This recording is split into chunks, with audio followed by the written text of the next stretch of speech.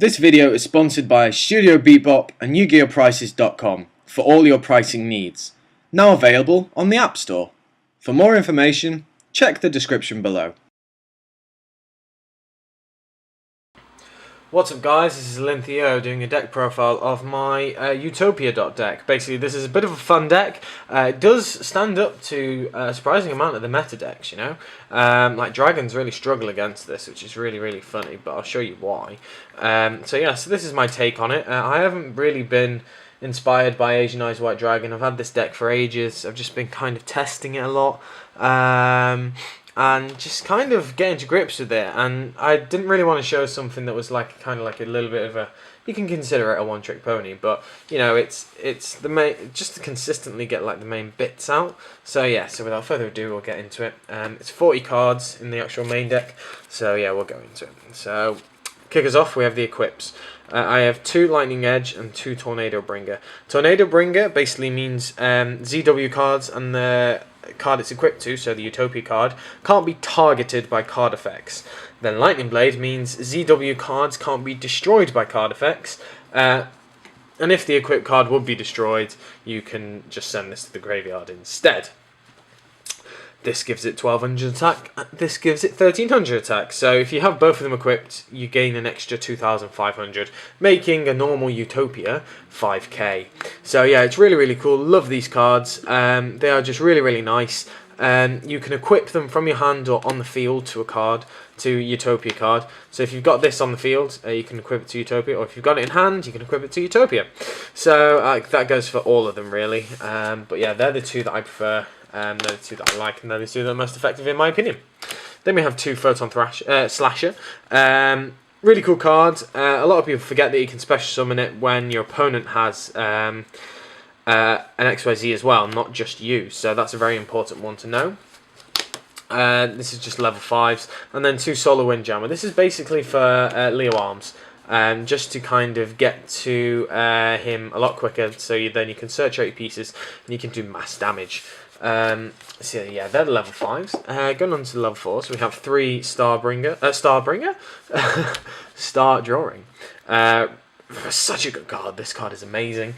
If you don't know what it does, it can be used for a level 4, obviously, or level 5 XYZ. And when you do XYZ, you draw a card. So really good card. Just absolutely epic. Then we have 2 Summoner Monk. I do play a fair bit of spells, so this is why Summoner Monk is in there. Also to search the Star Drawing if I want to draw, or the Sacred Crane or whatever. 2 Kage Kage, Super Kage Kages, just because it's from Number Hunter set that I've got now. So yeah, very nice card. Really good if you've got like, you know, there's a little bit of cloggy hand, you've only got like a Star Drawing for example, you can do a Star Drawing, go into this, and then you can still, you know, get that plus off Star Drawing's effect to the draw. So yeah, 2 of them is very nice, don't use 3. Then we have the 2 Goplinberg. Goplinberg is just to get the level 4s out, get access to Utopia a lot quicker, and you know, you can do some cool stuff with him. So I like him at 2. And then for Goplinberg and for Summoner Monk, we have the Sacred Crane, just again for that draw. As you can see, you just want to get to those combo pieces quick. So yeah, so the 1 Sacred Crane is really good, really do like this card. Only used at 1 though, because I don't play enough special summon from hand, or special summon cards, you know. So I have 4 targets for that 1 card. And then we have the 1 Photon Thrasher, just because it's a special summon, it's a level 4. And it's also nice to kind of bait out your opponent's kind of spell and traps without actually, you know, doing anything to your advantage. Because, you know, I'd much rather this get, like, for example, bottomless or anything like that than my main pieces. So, and then going on to the hand traps, we have 2 Veiler and 2 Maxi. Just to combat the meta, these can be sided out if needs be, but I'd much rather keep them in there to stop OTKs, to stop problem monsters, anything like that. So that's why 2 Veilers are in there, and the 2 Maxis, and that is a German Ultra Veiler. I thought it was quite cool. Okay, so that was 23 monsters, I think. Going on to the spells. I don't play any traps. We have 3 Instant Fusion. I only have 2 Instant Fusion targets in the extra deck, But that's only because I need to get to this card quick, because it really does enable me to go off and make my plays. And I do play Pot of Avarice, as you'll see in a minute, and also Daigusto Emerald, sorry. So I can recycle those cards back in. It's the fusions that I can just recycle if I need be. 3 Mystical Space Typhoon. I know not a lot of decks, well, the Dragons and Prophecies don't really run that much back row. Dragons running hardly any, Prophecy running a bit. I did originally have it at 3 MST and 2 Nightbeam, but the Nightbeams would be sided. And yeah, I didn't really think I didn't really see the point in having it, to be honest, because well, mainly because of the meta, how it is. 3 MST is in the main build because you want your plays to go off turn 1, well, as soon as possible, really. You don't want to be stopped by those problematic back row. So, yeah, MST is at 3. Then we have, just for kicks, fun and kicks, and shit, we have Rank Up Magic, Variance, Force. This card is so good. I love this card so much. It dodges Bottomless, enables you to dodge Bottomless and things like that, mainly because you activate it, rank up Utopia, go into V-Ray, for example, and then the second effect kicks in to try and steal something. So it means that your opponent misses the opportunity to Bottomless you, which is really nice. So yeah, it's a fun card, I really do like it, and it's just kind of extra pushing. Then the new card, 2 Stoic Challenge. This card is so good. This card enables OTKs like a boss. You basically get 600 extra attack for each XYZ material attached to a XYZ monster, and battle damage is doubled when you battle with your opponent's monster, whether they attack you or you attack them. So just a really big push for enabling. On his own, like Utopia goes up past 5k because he will obviously have the materials, and yeah, he's just stupid. For example, I did a review on this, but with Gaia Dragon as well, you use Gaia Dragon if you for example, Atom, use its effect, detach material, go into Gaia. It's got two materials, so it gains 1,200 and then doubles. So if you attack, for example, into a Drago Sack token, you're going to do 7,800, I think it is. So yeah, it's just really fun. I really love the card. And it kind of fits the theme of the deck, a bit of fun. Then we got some protection, 2 Forbidden Lance, because as I said before, you want your place to go off. And then the wands, we got Wand Day Piece, protection. Dark Hole, because I still like Dark Hole. Heavy Storm, Pot of Avarice, and Monster Reborn. Don't really need to say much about them. Yeah, they're just kind of the staples. So, going on to the extra deck, we have 2 Utopia Ray V. Basically, this is your Volcasaurus that can attack. You detach a material, target 1 monster your opponent controls, destroy the target. And if you do, inflict damage equal to the destroyed monster's attack on the field. So, and you can still attack. It's just good. You just detach, blow up that card, Ring of Destruction without me taking any damage, and then just attack. So, just really nice. It's definitely worth a little bit of the extra effort to get to him. Then we have ZW Leo Arms. Leo Arms, so good. He is your Searcher, and he is your Beater, because he can't attack your opponent's life points directly.